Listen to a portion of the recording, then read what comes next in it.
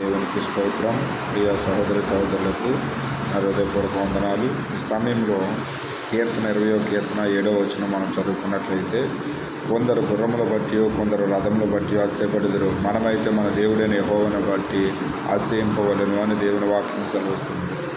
ఎందుకంటే ప్రియ సహోదరులారా, ఈ రోజున చాలామంది తమ ఆస్తిని బట్టి, తమకున్న ధననిధిని బట్టి, తనకున్న జనబలాన్ని బట్టి, తనకున్నటువంటి పేరు ప్రఖ్యాతలు బట్టి, తనకున్న జ్ఞానమును బట్టి, లేదా చదువును బట్టి వారు అతిశయిస్తూ ఉంటారు. అయితే దేవుడు ఏమంటున్నాడంటే, వీటిని ఆయన ఇష్టపడడు, కానీ దేవుని బట్టి అతిశయించేటువంటి వారినే ఆయన ఇష్టపడతాడు. దేవుని స్తోత్రాలు.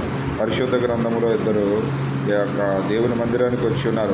ఒక వ్యక్తి పరిచయుడు, తన జీవితకాలం అంతయు దేవునికి చాలా అన్నీ సక్రమంగా చేస్తున్నానని తను హెచ్చించుకున్నాడు, అతిశయపడ్డాడు.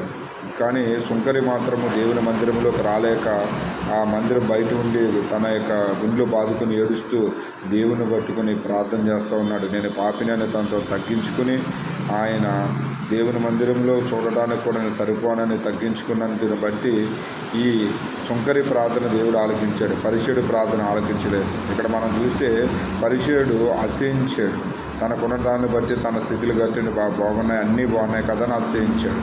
మనం ఈ రోజున మనకున్న స్థితిగతులు కాదు కానీ, మనకున్న పరిస్థితులు కాదు కానీ, దేవుని బట్టి మనం అతిశయిస్తే దేవుడు మన ప్రార్థన ఆలకిస్తాడు. దేవుడు దించుడుగా. ఆమేన్.